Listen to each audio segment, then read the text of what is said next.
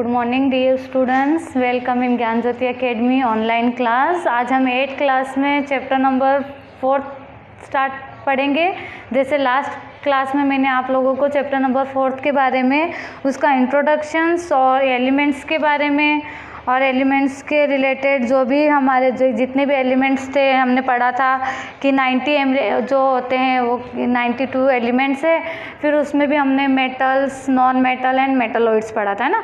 Metals मैंने आप लोगों को बताया था कि कितने मेटल्स थे टोटली 90, तो क्या थे हमारे मेटल्स थे। और फिर उसके बाद में 18 क्या थे हमारे नॉन मेटल एंड 7 क्या थे हमारे, क्या थे 7 मेटलॉइड्स, क्या थे मेटलॉइड्स।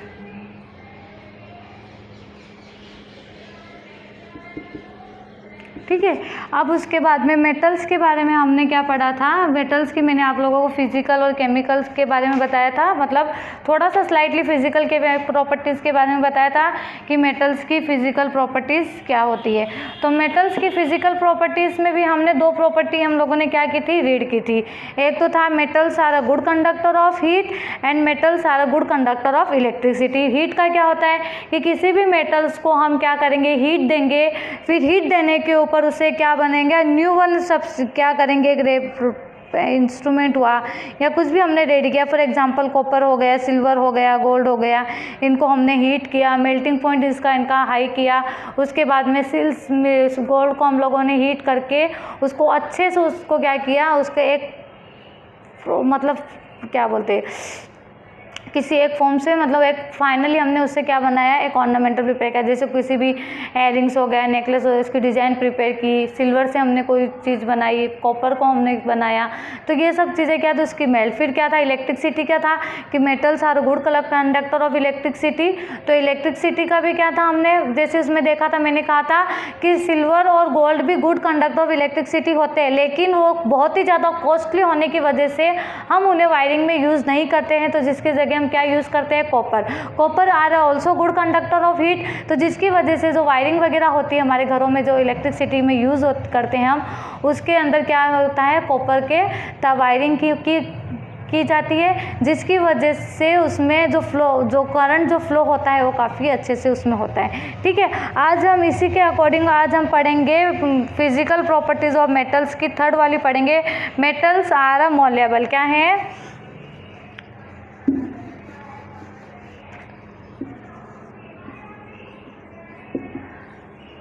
Metals are मॉल्येबल। क्या है, मॉल्येबल, है ना। अब इसका क्या मीनिंग होता है, metals can be beaten into thin sheet. मैंने पिछली बार बताया था कि मेटल्स को अगर हम किसी भी एक थिन शीट बना देंगे, फॉर एग्जांपल आयरन का पीस है हमारे पास, ठीक है, आयरन का पीस है, तो उस आयरन पीस को हम क्या करेंगे, एक थिन शीट हमने बना दी है। ठीक है। For example gold, silver, highly malleable metals, they can be harmed into very thin foils. इसके अलावा नेक्स्ट हम एग्जांपल लेंगे, गोल्ड हो गया जैसे, है ना, गोल्ड है, सिल्वर है, आयरन है, कॉपर है। तो यहाँ पे मेरे पास क्या है, एक गोल्ड का पीस है ना, गोल्ड पीस है, उसको मुझे क्या करना है, उसका एक थिन शीट प्रिपेयर करनी है। क्या करनी है, थिन शीट प्रिपेयर करनी है। तो उसे मैंने हीट करके उसे एक थिन शीट जब मैंने उसकी बना दी है, तो उसे हम क्या बोलेंगे, मॉल्येबल। क्या बोलेंगे, ऐसी प्रॉपर्टी को मॉल्येबल। अब उसके बाद में मेटल्स आर अ डक्टाइल। क्या है, 4th वन है, मेटल्स आर डक्टाइल्स। क्या है, मेटल्स आर डक्टाइल्स, है ना। Metals are generally ductile, they can be drawn into thin wires. Metal भी क्या होते हैं, डक्टाइल। इसी तरीके से हम इसमें क्या करेंगे, इसका थिन वायर बना लेंगे। एक्सेप्टेशन मतलब कुछ मेटल्स के अलावा कुछ मेटल जो sodium, potassium, mercury, gallium, arsenic, ये सब क्या होते हैं, नॉन डक्टाइल होते हैं। क्यों, ये मेटल्स तो है लेकिन इनकी जो डक्टाइल प्रॉपर्टी होती है ना, वो क्या होती है, नॉन डक्टाइल होती है। दस the properties of metal which can be drawn into thin wires are called ductility। और उसके अलावा ऐसे मेटल जिनको हम क्या कर सकते हैं, थिन वायर में कन्वर्ट कर सकते हैं, तो वैसी प्रॉपर्टी को क्या बोलते हैं, डक्टिलिटी। क्या बोलेंगे, डक्टिलिटी, क्या बोलेंगे? डक्टिलिटी। क्यों? कि मतलब जैसे सोडियम, पोटेशियम, ये है तो मेटल, लेकिन इनके अंदर जो ये डक्टिलिटी जो प्रॉपर्टी होती है वो क्या होती है?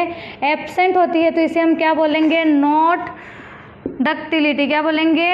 नॉट डक्टिलिटी, है ना? Not ductile. क्या बोलेंगे इसे? Not ductile. और ये डक्टिलिटी क्या है? ऐसे मतलब जैसे गोल्ड, सिल्वर, कॉपर, इनको हम क्या बना सकते हैं? थिन वायर बना सकते हैं। क्या बना सकते हैं? थिन वायर में बना सकते हैं। जैसे मोलेबल में तो क्या हो गया, हम क्या बना रहे हैं? शीट बना रहे हैं। क्या बना रहे हैं?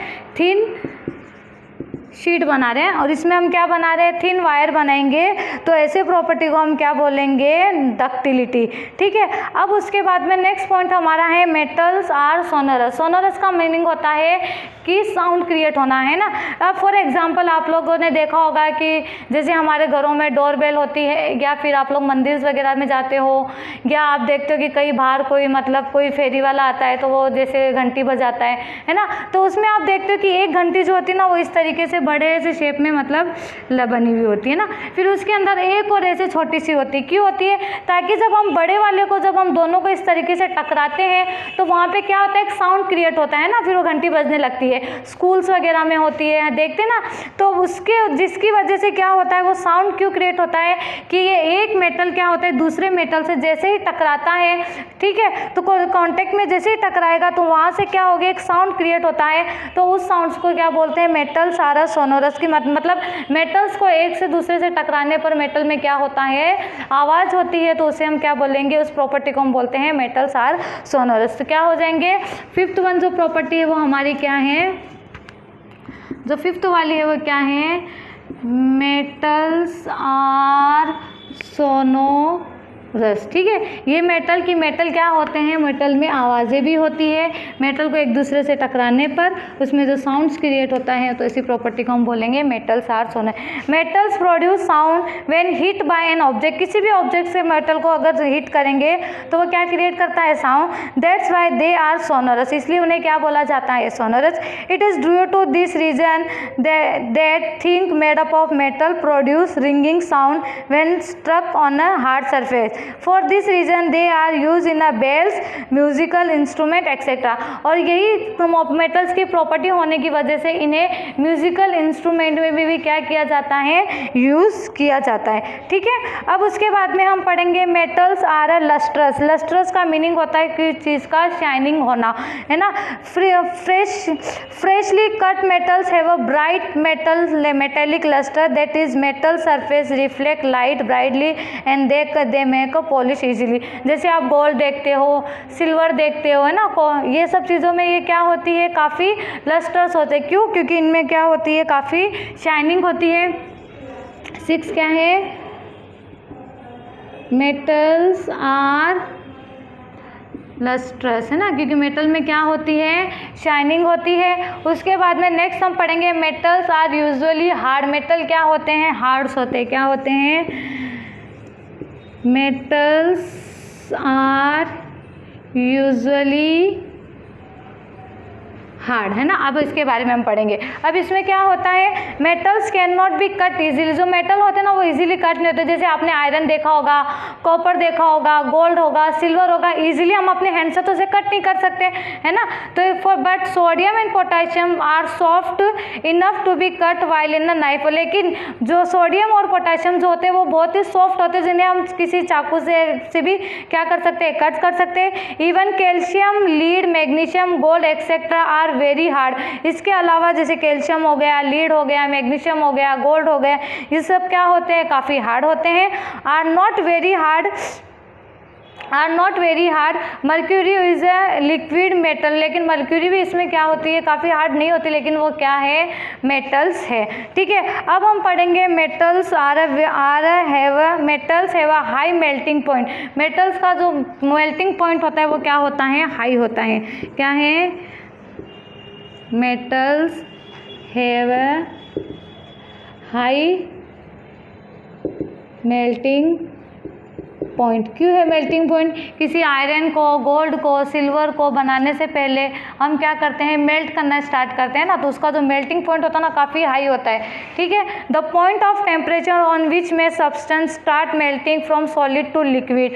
अब इसमें क्या होता है, फॉर एग्जाम्पल इसमें कोई भी सब्सटेंस है, जैसे आयरन पीस है ना, ये मेरे पास किस फॉर्म में है, सॉलिड। अब मैं इसे अगर लिक्विड बनाना चाहूँगी, अगर किसी लिक्विड में कन्वर्ट करते हैं, या इस आयरन के अलावा गोल्ड हो गया या सिल्वर हो गया, अगर उन्हें लिक्विड में कन्वर्ट करते हैं तो इसमें क्या क्या रिक्वायर्ड होता है, हाई टेम्परेचर रिक्वायर्ड होता है। क्या होता है, हाई टेम्परेचर रिक्वायर्ड होता है। तो उससे ऐसे प्रोसीजर को क्या बोलते हैं, मेल्टिंग पॉइंट। जिसे हम मेल्ट कर रहे हैं ना, यहाँ पे मेल्ट हो रहा है ना ये, तो ऐसे पॉइंट को क्या बोलेंगे, मेल्टिंग पॉइंट। क्या बोलेंगे, मेल्टिंग पॉइंट। इस वजह से कहा जाता है कि metals have a high melting point. क्यों? क्योंकि किसी सॉलिड को हमें किस में कन्वर्ट करना है, यहाँ लिक्विड में कन्वर्ट करना है, ठीक है स्टूडेंट्स। बच्चों ये तो आप हम लोगों ने पढ़ा था कि मेटल्स की जो फिजिकल प्रॉपर्टीज़ में मेटल्स के बारे में है ना। अब हम पढ़ेंगे फिजिकल प्रॉपर्टीज़ में नॉन मेटल के बारे में। किसके बारे में पढ़ेंगे, नॉन मेटल के बारे में, ठीक है।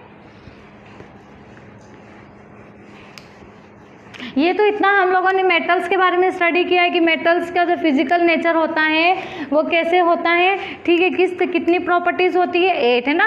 Metals are a good conductor of heat, metals are a good conductor of electricity, ठीक है। Metals are a ductile, metals are malleable, और उसके अलावा मेटल्स आर अ सोनोरस, है ना। ये सब तो हमने किसका पढ़ा था, मेटल्स के बारे में। अब हम पढ़ेंगे physical properties of non metal. किसके बारे में पढ़ेंगे, physical properties of non metals, ठीक है। Physical properties of non metal. अब इसके अंदर सबसे पहले प्रॉपर्टी क्या आएगी, फर्स्ट वन जो प्रॉपर्टीज है इसमें देखो फिजिकल स्टेट, इसकी फिजिकल स्टेट देखेंगे। Non-metal exist in all three physical state of matter. They are solid, liquid or gaseous at room temperature. अब इसकी सबसे पहले क्या है, उसकी फिजिकली स्टेट क्या है कि वो हमें किस फॉर्म में मिलेंगे, है ना, फिजिकल स्टेट। तो ये जो है क्या है, ये हमें तीनों फॉर्म में मिलेंगे। किस में मिलेंगे, ये सॉलिड में भी मिलेंगे, लिक्विड फॉर्म में भी मिलेंगे और गैस फॉर्म में भी मिलेंगे एट रूम टेम्परेचर। क्या है, हमारा जो रूम टेम्परेचर पे हमें ये क्या होंगे, तीनों फॉर्म में मिलेंगे, ठीक है। उसके अलावा अब क्या है, एग्जांपल क्या लेंगे, सॉलिड नॉन मेटल्स में सॉलिड में आ जाएगा कार्बन, सल्फर, फॉस्फोरस, लिक्विड में आ जाएगा oxygen, gas and chlorine etcetera, ठीक है। अब लस्टर जो है, अब इसके बाद नेक्स्ट प्रॉपर्टी है लस्टर। जैसे लस्टर हमने पढ़ा था ना इसमें नॉन मेटल के अंदर, सॉरी मेटल्स के अंदर क्या था, लस्टर्स में काफ़ी शाइनिंग होते हैं, ठीक है। अब इसमें नॉन मेटल में देखेंगे, all the non metals have a very dull lustre. क्या है, डल लस्टर है। क्या है, वेरी डल लस्टर, है ना। क्या है कि मतलब ये बहुत ही ज़्यादा डल होते हैं, इनमें किसी भी तरह की कोई भी शाइनिंग नहीं होती है। They have a wide varieties of colour and colors except iodine, chlorine is a yellowish green in color and phosphorus is a red or white in color। ये जो मिलते हैं ना हमें नॉन मेटल, ये अलग अलग बहुत सारे कलर्स के होते हैं, ठीक है। और इसके अलावा इसमें यहाँ देखो आयोडीन एंड क्लोरीन जो होते हैं वो येलोविश ग्रीन इन कलर होते हैं, और फॉस्फोरस जो होता है वो red and white in colour में हमें मिलते हैं। और oxygen and nitrogen are colourless होते हैं। क्या होते हैं, ऑक्सीजन एंड नाइट्रोजन क्या होते हैं, कलरलेस होते हैं। इसके लिए हम बोलते हैं कि इसमें नॉन मेटल की जो लस्टर प्रॉपर्टी होती है वो क्या होती है, वेरी डल होती है। अब उसके बाद में हम पढ़ेंगे मेल्टिंग पॉइंट। अब इनका मेल्टिंग पॉइंट कैसे होगा, जैसे मेटल में क्या था, हमारा मेल्टिंग पॉइंट हाई था ना, तब इसके अलावा अब इसमें पढ़ते हैं कि इसका मेल्टिंग पॉइंट क्या होगा, ठीक है। अब इसका मेल्टिंग पॉइंट कैसा होगा, melting point non metals have a low melting and boiling point due to the weak force of attraction between the molecule. इसमें मेल्टिंग और बॉइलिंग दोनों पॉइंट क्या होगा, लो होगा। क्यों होगा लो, क्योंकि इनके मॉलिक्यूल्स के अंदर जो बीच जो होते हैं ना पार्टिकल्स होते हैं, इसमें क्या है, week force of attraction between their molecules. इनके मॉलिक्यूल्स के बीच में जो फोर्स ऑफ अट्रैक्शन होता है वो क्या होगा, वीक होगा, ठीक है। क्या होगा यहाँ पे, वीक फोर्स ऑफ अट्रैक्शन, है ना। ये कैसे होगा, जैसे फॉर एग्जांपल यहाँ पे कोई सॉलिड है या सब लिक्विड है या गैसेस फॉर्म में, तो इनके जो मॉलिक्यूल्स के बीच में जो पार्टिकल्स होंगे ना, उनका जो फोर्स ऑफ अट्रैक्शन क्या होगा, काफ़ी वीक होगा, जिसकी वजह से इनका जो मेल्टिंग पॉइंट होता है वो क्या होता है, लो होता है। ठीक है, अब उसके बाद में हम पढ़ेंगे मोलिएबिलिटी। मोलिएबिलिटी में क्या आएगा, non metals are a non malleable, they can not be beaten into thin sheet. अब ये क्या, इसकी जो मोलिएबिलिटी का जो पॉइंट है वो क्या होता है,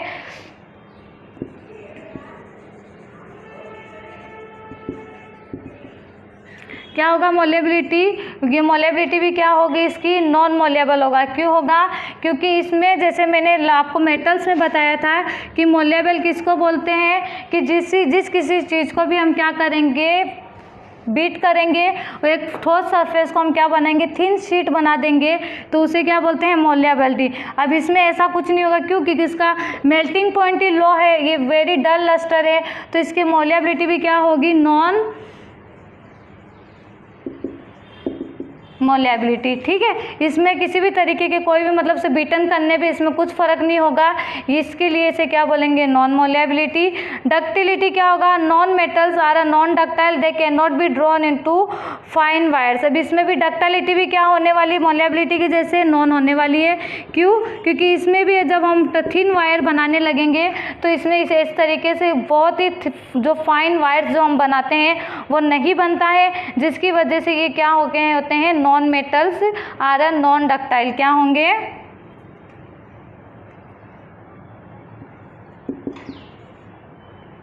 इसकी क्या होगी, नॉन डक्टाइल, क्या होगा, नॉन डक्टाइल। उसके बाद में 6 प्रॉपर्टी क्या है हमारी, conductivity. Non metals are a poor conductors of heat and electricity except graphite. इसके अलावा आप कंडक्टिविटी में आप देखो कि इसकी जो कंडक्टिविटी होगी वो भी क्या होगी, पुअर होगी। क्यों होगी, जब हम देखते हैं कि मोलिएबिलिटी इसमें नॉन पाई जा रही है, डक्टिलिटी भी इसमें नॉन डक्टाइल है, तो इसकी कंडक्टिविटी भी क्या होगी, पुअर कंडक्टर होंगे। क्या होंगे, ये poor conductor of heat and electricity में दोनों में ही क्या होंगे, पुअर, एक्सेप्ट ग्रेफाइट। सिर्फ ग्रेफाइट यानी ग्रेफाइट को छोड़ के उसके अलावा जितने भी जो नॉन मेटल्स होंगे वो क्या होंगे, पुअर कंडक्टर ऑफ हीट और इलेक्ट्रिसिटी के होंगे। क्या होंगे, पुअर, है ना, किस में होंगे, हीट और इलेक्ट्रिसिटी में। ठीक है, अब इसके अलावा 7 जो है वो क्या है, हार्डनेस। क्या है, हार्डनेस। तो मेटल का हमने पता था कि मेटल तो काफ़ी हार्ड थे, अब इसमें इसकी हार्डनेस क्या होगी, metals, non metals are usually soft except diamond which is hardest known as a non metal on the earth surface. जो मैं उसकी हार्डनेस होती है ना इसकी, ये क्या होंगे, काफ़ी क्या होते हैं, सॉफ्ट होते हैं, लेकिन सिर्फ खाली डायमंड को छोड़ के, किसको छोड़ के, डायमंड जो होता है नेचर में क्या होता है, हार्ड होता है। ठीक है, बाकी के जितने भी नॉन मेटल्स होंगे वो सब क्या होंगे, सॉफ्ट होंगे। ठीक है, इसके अलावा है sonorous. Sonorous, non metals are a non sonorous. जो अब ये क्या है, 8 वाली प्रॉपर्टी इसकी जो थी वो क्या है, सोनोरस की हो गई।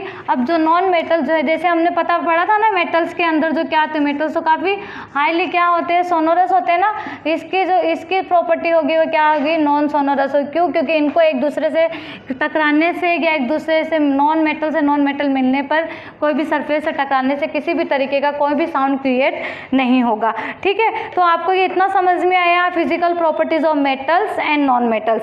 तो मैंने जैसे आप लोगों को लास्ट टाइम जब मैंने आपको लास्ट क्लास हम लोगों ने ली थी उसमें मैंने आप लोगों को पढ़ाया था, तो मैंने आप लोगों को कहा था कि जितने भी इसमें दिए गए हैं आपको उसका क्या करना है, टेबल ड्रॉ करना है नोटबुक में, और जो मैंने पढ़ाया उसके नोट्स प्रिपेयर करके आपको मुझे सेंड करना था मेरे व्हाट्सएप पे।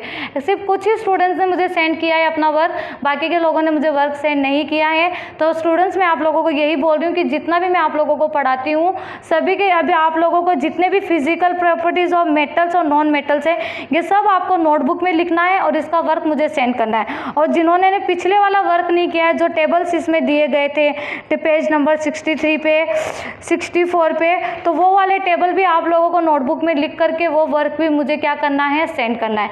अब इसके नेक्स्ट हम जब क्लास लेंगे तब उसमें हम क्या पढ़ेंगे, physical chemical properties of metals and non metals की। ठीक है, तो यहाँ तक के आप लोगों को वर्क करके रखना है। और एक और वर्क आप लोगों को करना है कि जितना हम लोगों ने पढ़ा है फिजिकल प्रॉपर्टी नॉन मेटल्स की, जहाँ तक हम लोगों ने फिजिकल प्रॉपर्टी पढ़ी है, इससे रिलेटेड पीछे एनसीईआरटी वाले में जितने भी आप लोगों को क्वेश्चन आंसर दिए गए हैं वो आपको क्या करना है, सर्च करके रखना है। Stay home, stay safe. और साथ ही साथ आप लोगों को फिजिकल मेटल्स की और नॉन मेटल्स की फिजिकल प्रॉपर्टीज क्या करनी है, लर्न करके भी रखना है। Okay, thank you.